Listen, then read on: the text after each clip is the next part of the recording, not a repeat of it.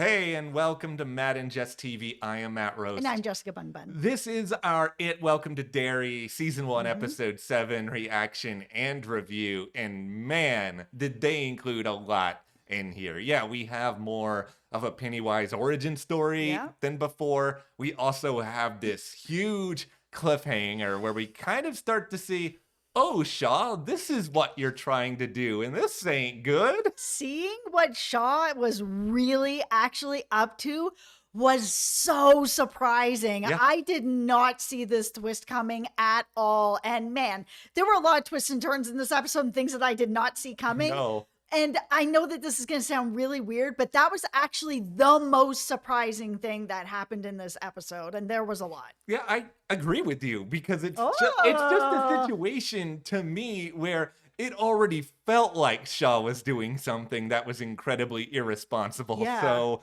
for me, it didn't feel like, oh, there's no need for there to be another twist that's here. And oh, there is. Oh, this is somehow even more irresponsible than what you were doing before. It was wild. I couldn't believe it. And now here we are where, we've got one episode left and it's like, how are they going to wrap this up? I have no idea they're going to wrap that. There's so many loose ends that have to be tied up. There's potential for so many more surprises. But I mean, that is really what has made this show so good, where Yeah. even if you know from the It movies where things are going, you still don't really know the how. Absolutely. And I'm someone who has not seen the movies. I have not read the book. So thank you so much to everyone who has not put spoilers in our comments this season. Before we continue, we want to take a moment and thank the sponsor of this video, EarthBreeze. As you guys know, I recently adopted my son Felix, and it had me taking a deeper look into the chemicals of the products that I've been using around the house. And when I did take that deeper dive, I found that my laundry detergent was definitely a problem. But luckily, I found EarthBreeze. Their detergent sheets are free of harsh chemicals like optical brighteners, dyes, phosphates, parabens, and preservatives. And most laundry detergents, they are packed with harsh chemicals, and I do not want that on my toddler's skin. Some of these chemicals, like optical brighteners, literally stick to your clothes like glue. And these chemicals don't even clean your clothes. They just trick your eyes into thinking that your laundry is whiter and brighter than it actually is. You can actually see it under a black light, and it's pretty gross. I also love that there are no heavy plastic jugs to deal with, no messes to clean up, and no harsh chemical residue. It's just a lightweight, pre-measured sheet that dissolves in the wash and cleans clothes beautifully every time. It's eco-friendly. It comes in cardboard packaging, which is really important to me. And if you have a tiny laundry room like I do, it is such a space saver. Or if you have sensitive skin like I do, they have a fragrance-free option that I absolutely love. If you want the powerful clean without harsh chemicals, try EarthBreeze. It's easy to switch, and if you are not completely satisfied, they have an amazing money-back guarantee. Right now, you can try EarthBreeze for up to 40% off plus 4 free gifts at earthbreeze.com/MattandJessTV. Thank you so much to EarthBreeze for sponsoring this video. Okay, let's just kick off the rest of this discussion by pouring one out here for Rich, who we came to really appreciate him in the short amount of time he was there, and now he's not there anymore. This was, I did not see this coming. I mean, Rich, it's just, come on. He's so adorable. He's so sweet. He's like a little adult in a little tiny body, the way that he cares about people and makes people feel, really good about themselves. And he's very mature for his age. I mean, even what he did for Marge, I know like adults that wouldn't do what he did for Marge. So it was just, man, to lose him, he's just such a special character.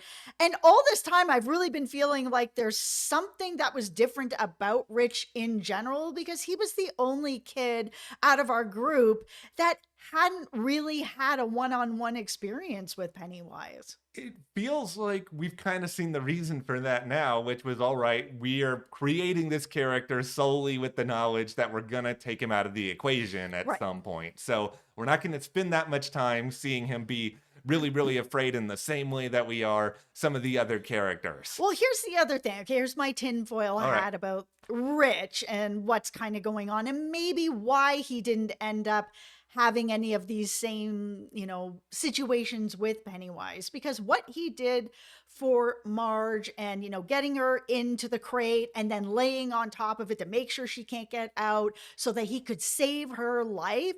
It's, like I said, such a mature thing, but it is a fearless thing Yes. that while most kids would never do this, most adults would never do this, it is such a fearless thing that I started to be like, okay, this is what the special thing is about Rich. He is fearless. It says a ton about him as a character, as a person. And I will say, and there have been people theorizing about this for a long time now, Yeah. that ultimately Marge is going to be a parent for Richie, who's a character in the It movies, and Mhm. she's going to name this kid after Rich. And now that we've seen what Rich did for her, I will say you all can give yourselves a small round of applause because nothing is confirmed yet, but it feels like this is very strong evidence for your theory. Oh, this is very strong evidence. Absolutely. And it feels like it would be really satisfying if that's the way that it ends up going, Yeah. knowing what Rich did for her. Yeah, for a while with this theory, I was just sort of not rolling my eyes, but I had questions, including the idea of, okay, if you are the father here, how cool are you going to be with Marge naming this kid after another? But now it's sort of like, okay, he saved my life when I was really, really young. I think anybody would understand that. I think so too. And I had kind of felt like that a bit as well, where it's like, ooh, you're gonna name your kid after someone that was like your first love, or whether Mhm. that's a bit weird, but it completely makes sense now. And whoever her partner ends up being, I would be like, yeah, okay, it's fine. Well, now that we've talked about this just really terrible tragedy that just made us both collectively really sad, Yeah. let's jump into a time machine here for a moment Oh, because everything we're going to talk about now will matter in the present in just a couple of all minutes. right. Beep, pop, pop, pop, boop. Okay, we are in the past. Oh, it's Pennywise the dancing clown. He's dancing around on stage. He's kind of having a good time. All these kids are transfixed with whatever this is that's going on stage. Absolutely. It was very interesting to see that that is how the entity ended up picking him and sort of picking what he looks like and all of that to be like, okay, I'm going to absorb you because children love you. There's just something about you that attracts everybody, and I want that for me. Yeah, it's both terrifying and also makes sense for what we know this entity to be, Right. right? Where their whole prerogative is, all right, I want to get as many people afraid as possible, but Right. in order to do that, you have to draw them in. Like, Yeah. I do have a lot of questions as to whether or not, yeah, I know the It movies aside, Pennywise would work all that well in this current era where everyone's just naturally afraid of clowns in the first place. Yeah. But way, way back then, it made all the sense in the world. And to sort of see, Bob Gray at his happiest, where, he has been on some hard times in his Yeah. life. He has been at the bottom, he's been at the top, he's trying to find his way back. But the relationship that he had with Ingrid at that point, like there was such a sweetness about that was both well done and then also made me really, really sad before we even got to everything with Rich. Yeah, it was so wholesome and so sweet and so caring. She wants to be like her dad. Yeah. She's got her own outfit together. He's like, show me the bow. Like, it was so sweet where he's just like, you know what? I'm going to give you Periwinkle. Oh, that was mom's name. And now it's yours if you're okay with it. It was so sweet. I loved it so much. And they built it in just the right way that it then made sense later after she learned, oh, my father has just disappeared kind of thing. Okay, I'm not okay with that. That when she ends up seeing who she thinks is her father, she's like, oh my goodness, I will do anything to bring that back because that relationship was so special. And this is all one of the reasons why, to me, one of the most striking images of this episode and the whole season is seeing Ingrid in her clown makeup as Yeah. Periwinkle again in the show's present. And some of this may be because I have a pre-existing TV history with Madeline Stowe. Everyone out there who loved the first seasons of Revenge and just tries to pretend the last couple didn't happen, raise your hand right now. But this is such a unique and twisted character. And to just see her trying to desperately capture this attention, this love that she once had in the midst of all of this carnage. Like, it was just so, so striking. Everything that she was willing to do to have just a few moments with her father where she was just revealing everything. Oh, I'm the person that, was able to get Hank here to then bring these guys here to have this whole cabin burning to the ground. I knew you couldn't resist that chaos, that you would absolutely show up here. And here you are. It was so heartbreaking. I was like, you are a terrible human being doing terrible things Yes. to just see your dad one more time. And it made me really conflicted about it. 'Cause I'm like, oh my God, she's doing these horrible things. But then I think about it and I'm like, how many people, what lengths would you go to see a parent you've lost? I mean, it could go pretty dark and pretty deep. What I thought was so interesting about it, and what I don't want to say made me sympathize with her, but what made me understand what she was trying to do is just like we've seen a lot of these other characters like Ronnie and Lily try to form these plans. Yeah. Clearly, Ingrid had a plan. She was thinking, all right, if I put on the clown makeup and go there as Periwinkle and try to recreate this whole memory, Hmm. that this is going to be the thing that actually brings my real father back Yeah. out of all of this. Like, she legitimately believed that all of these other terrible things that were happening, that it was all worth it because this was all going to work. It's sort of like the classic fairy tale trope of, oh, if you just kiss this person, they're going to magically come back to life. Like, she really seemed to think that the magic of their relationship was enough to change this. And now she's absorbed. Oh my goodness. When they were like bringing her out on the stretcher and she looked over at the kids, it was striking. I felt a chill. It was very, very chilling. It also makes a ton of sense if you've seen the movies. They have kind of fully connected that entire story with her now, but it also just reminds us all, yeah, how terrible this character ultimately was and how much Yes. she played a really big part amidst some other things of everything that was going on in this like 15 to 20-minute sequence with the fire that also included everything with Rich. It was just a byproduct of a few different things happening that were stoked in part by Pennywise. Yeah.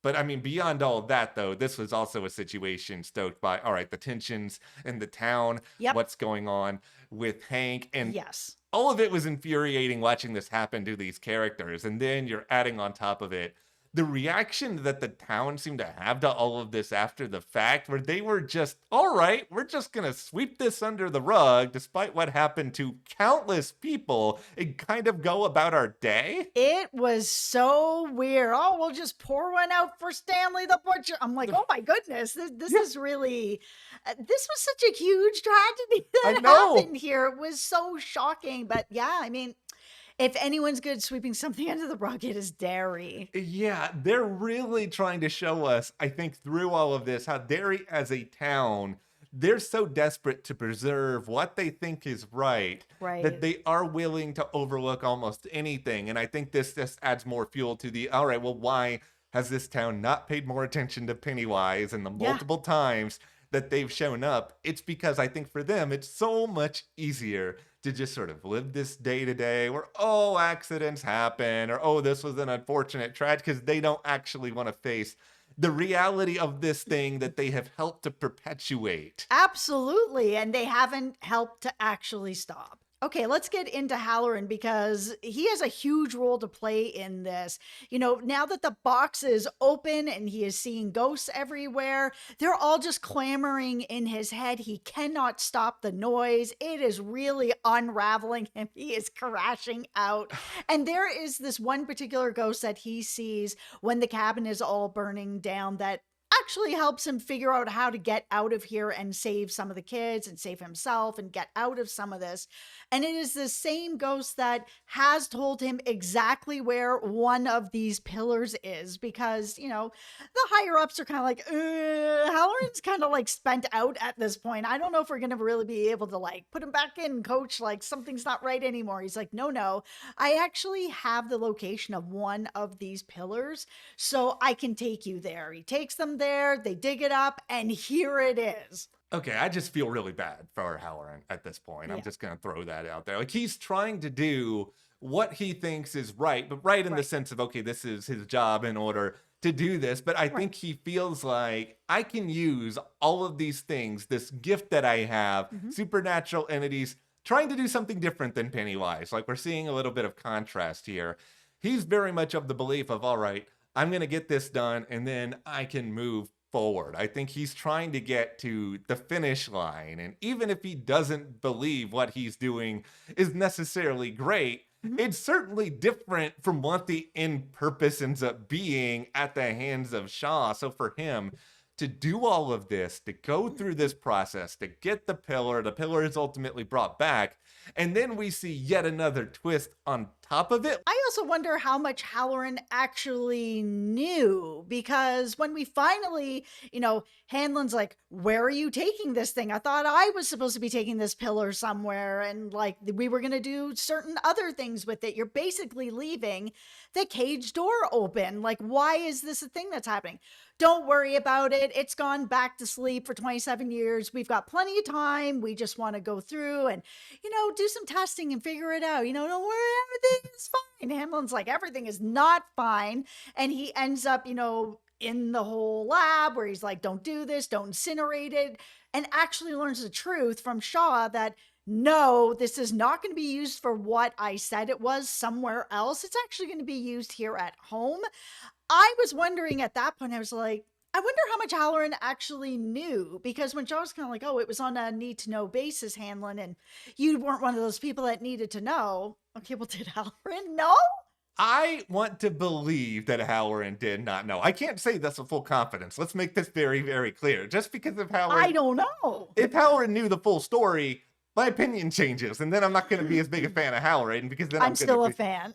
well. I think he's a really conflicted He is a character. conflicted And character. he's working in a job where saying no is not really something he can do. Like he has sort of said that he's throughout this series that he is conflicted about what he's doing, right? Like he doesn't feel exactly great about it, but at the same time he thinks he's doing right for everybody there and, I'm not mad. I'm disappointed. Maybe that's the right way to frame this if Halloran is actually in on it. I'm pointing the finger at Halloran. We don't even know if he's No, involved. that's why I'm choosing to believe that he's not. Halloran, you okay? You still I'm good curious. in my book, but it's a good thing to bring to the table. I will just say what I love the most about the entire Hanlon confrontation is just that gloves are coming off. All this is Yep. happening, and he knows he's surrounded. He knows in the midst of all this, there's no way I'm going to get away with this because these No. people, they can all stop you, and Yep. yet you believe so strongly in what you're doing that you're willing to put yourself on the line. I mean, Hanlon's been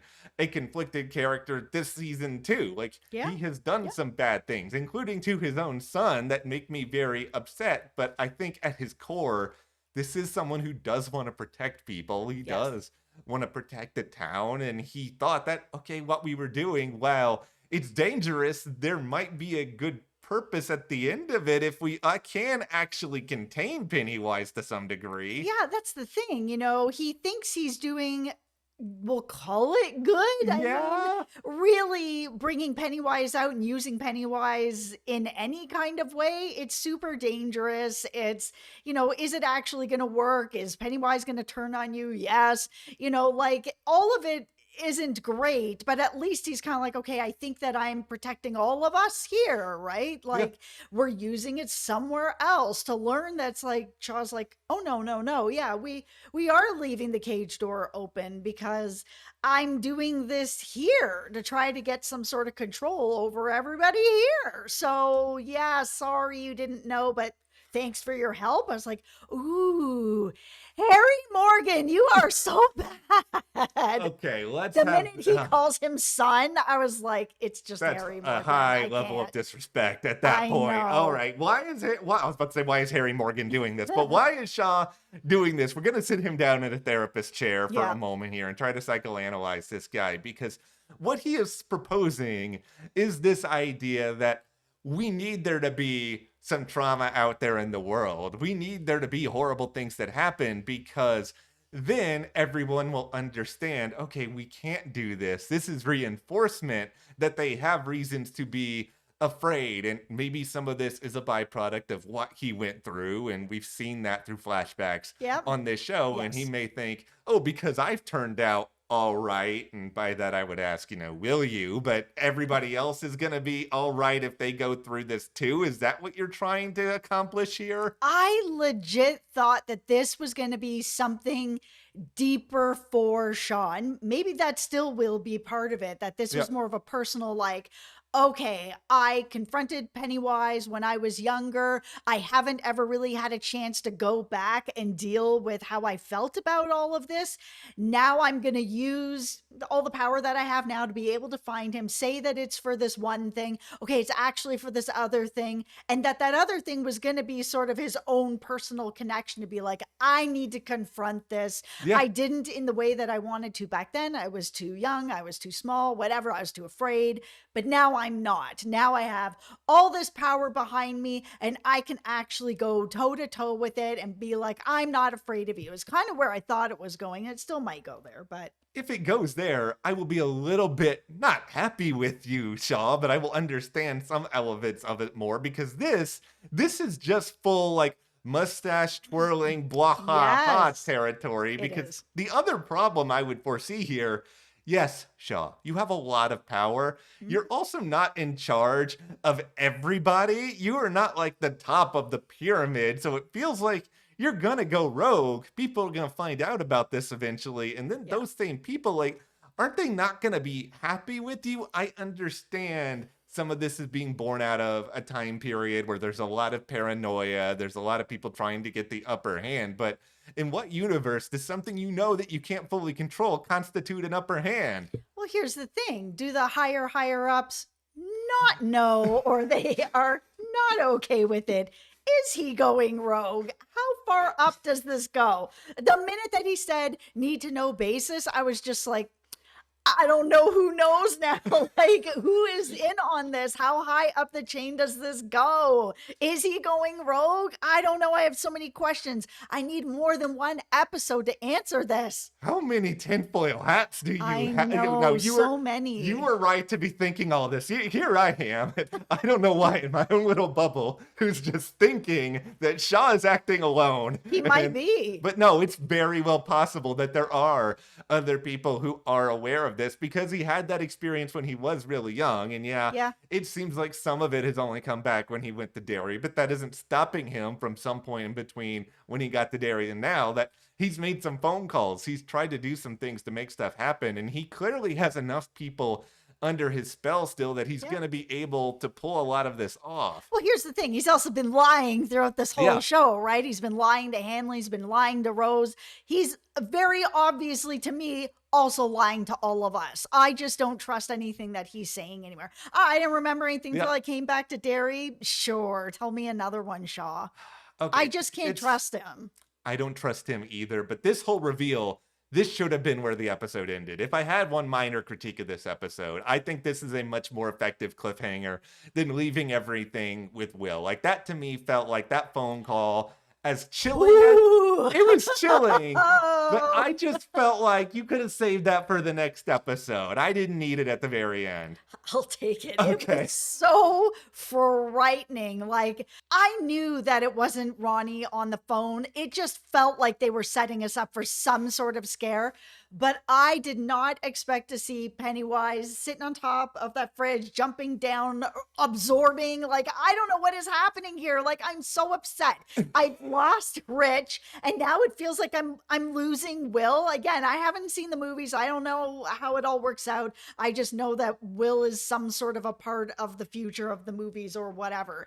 So I'm hopeful because I know that little bit of information that maybe he's gonna be okay. It's a really dark way to end an episode. And I know it's a dark show, but it's just you already had a really good cliffhanger. I mean, you guys can let us know in the comments what do you think the right ending for this episode was. But yeah, the reality is that we don't have that much of this season left. And while No. there may be other seasons, it feels like they're going to explore a lot of other things. So I'm expecting a reasonable amount of closure at the end of this season. Let's just hope that it is anywhere near as good as this episode is. Absolutely. But that's where we are with episode 7 of It Welcome to Derry. What did you guys think of everything we got here? Give us your thoughts, your theories. Hit that subscribe button, and thank you so much for your support. We will see you here next time.